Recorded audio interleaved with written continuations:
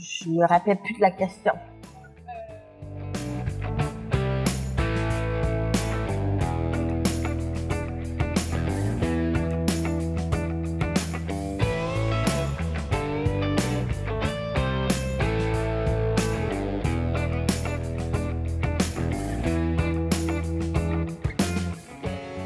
Oui, bien, je m'appelle Kim Auclair. Je viens de la ville de Québec. Je suis consultante en communication web et j'aide aussi plusieurs organismes en lien avec les handicaps, la surdité, dans l'ensemble de leur communication sur le web. Donc, à créer des outils de sensibilisation. J'ai une surdité de sévère à profonde de naissance.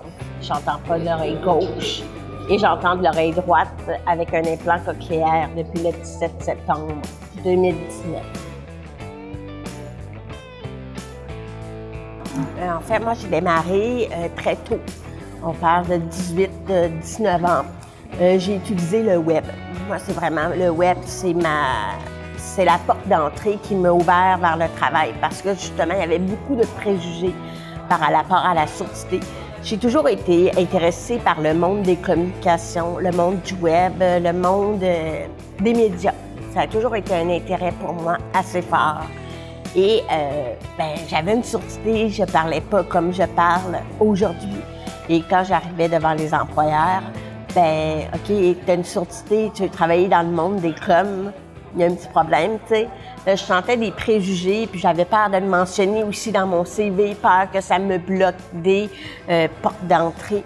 Donc, j'ai décidé de me tourner vers le web. Je me suis dit, si les gens veulent pas me voir la face, si j'ai toujours des préjugés par rapport à quelque chose, mon poids ou quoi que ce soit, sur le web, ça me permet de m'afficher autrement, de décider comment est-ce que moi, je veux être perçue. Fait que j'ai commencé vraiment là, tout ce qui est les blogs, le mentorat. Et rapidement, vu que j'ai commencé très tôt, mais j'ai obtenu des retombées médiatiques. Puis ça a explosé de cette façon-là.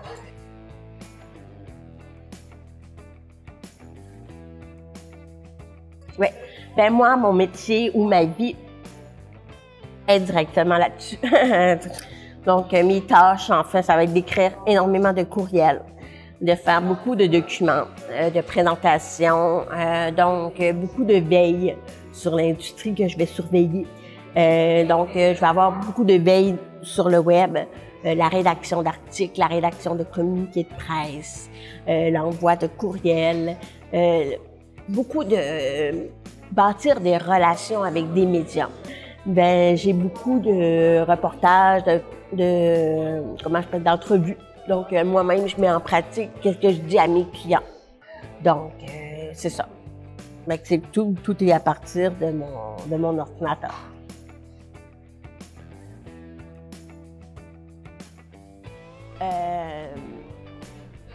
Dans les débuts, ça a été beaucoup plus difficile parce que je l'acceptais pas. J'étais pas capable de dire mes besoins aux gens. J'avais peur d'être trop vulnérable. J'avais peur du regard des autres. J'avais peur qu'on me dise que je suis pas professionnelle, en fait. Donc, je te dirais, au début, ça a été beaucoup plus difficile. Mais depuis que je l'accepte et depuis que j'en parle ouvertement, à cause que j'ai eu mon implant cochléaire, je connais mieux les réalités. J'ai reparti à partir de zéro mon audition. Donc, j'étais plus consciente des efforts que j'avais faits dans le passé. Ça m'a fait prendre conscience, OK, comment est-ce que je faisais à l'école? Comment j'ai fait pour apprendre autrement? Parce que l'apprentissage, il y en a qui ont été dans des écoles spécialisées, mais moi, je n'étais pas dans une école spécialisée. J'ai la misère à retenir l'information parlée, mais écrit, faire les recherches par moi-même, je suis vraiment bonne là-dessus. J'ai une manière d'apprendre qui est vraiment propre à moi, en utilisant principalement mon ordinateur. Donc, j'ai pas à faire d'appel ou quoi que ce soit, mais j'ai bâti une réputation. Je m'exprime sur le sujet, donc il y a une certaine crédibilité que j'ai bâtie avec le temps. Et le fait d'afficher ma surdité, oui, ça a été hyper positif dans mon travail. C'est sûr que ça a peut-être tassé certaines personnes, mais de manière générale, j'attire vraiment des gens qui comprennent mes réalités.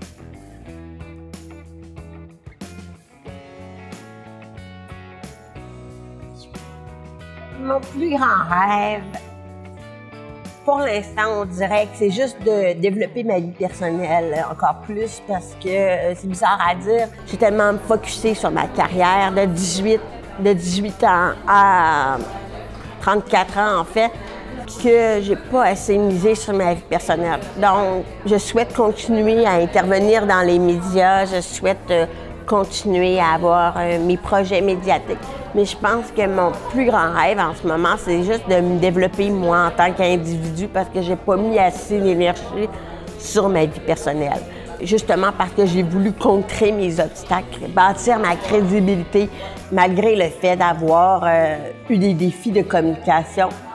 Bien, j'ai vraiment voulu contrer ça. Puis une fois que c'est fait, bien, là, c'est avec mon chum, avec ma belle-fille, je peux juste me développer sur le plan personnel. Là, ça fait peut-être 2-3 ans que je travaille beaucoup sur moi-même. Donc, j'ai pas vraiment d'ambition carriériste. C'est sûr que chaque petite action que je fais en amène à une autre. Un jour, si je passe à tout le monde en parle, ça serait une grande réalisation.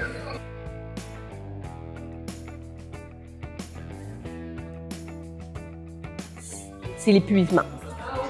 Donc, le fait de communiquer tout le temps dans les médias, de communiquer tout le temps avec l'entrepreneuriat. Puis, c'est toujours d'aller chercher nos propres opportunités. À un moment donné, tu tombes. Ça, j'avais écrit un livre. Dans mon livre, en fait, je voulais faire un retour sur les 10 premières années en affaires. Puis finalement, je me rendais compte que je ne parlais même pas de ma surdité. Chaque personne a son parcours unique. Il y a toujours une différence, il y a toujours quelque chose dans leur parcours qui fait que c'est unique, ça fait partie un peu de l'élément de succès. Qu'est-ce qui rend l'histoire encore plus unique? Bien, il y a des gens qui m'ont dit « OK, mais tu as une surdité, puis ça rend ton parcours encore plus inspirant, mais tu n'en parles juste pas. » Fait que je pense à partir de là, qui je suis par rapport à ma surdité, en quoi ma surdité a été un obstacle. Fait que je suis comme partie, je pense que c'est la fin de 2018, à la quête, vraiment par moi-même. Je suis allée consulter les audiologistes, orthophonistes, tous les spécialistes de l'audition pour mieux comprendre qui j'étais. Après, j'ai décidé d'avoir l'implant cochléaire.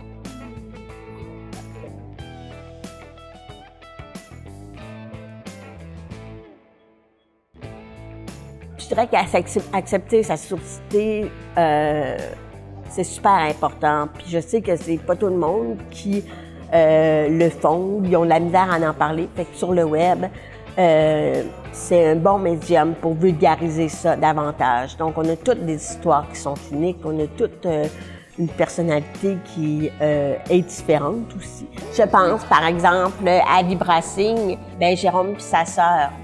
C'est à la base des gens qui sont très dynamiques, qui répandent la joie. Sa sœur qui est chorégraphe, qui danse, qui aime danser, il apporte cette joie-là dans leurs vidéos, dans leur positionnement, dans qu'est-ce qu'ils font de tous les jours. Donc, un clown, personne qui danse, donc c'est leur image à eux. Moi, je serais pas capable de faire ça. Moi, j'ai un côté un petit peu plus corporate, affaires, quoi que ce soit. Mais ça, c'est mon style à moi. Mais je serais pas capable de faire qu'est-ce qu'ils font. C'est pas naturel pour moi de faire qu'est-ce qu'ils font. Donc, c'est ça que je disais quand je pense à 3 mots de comment est-ce qu'on veut être perçu en fonction de nos talents, de nos forces. Mais je pense que Vibrasing, c'est un bel exemple. Voilà.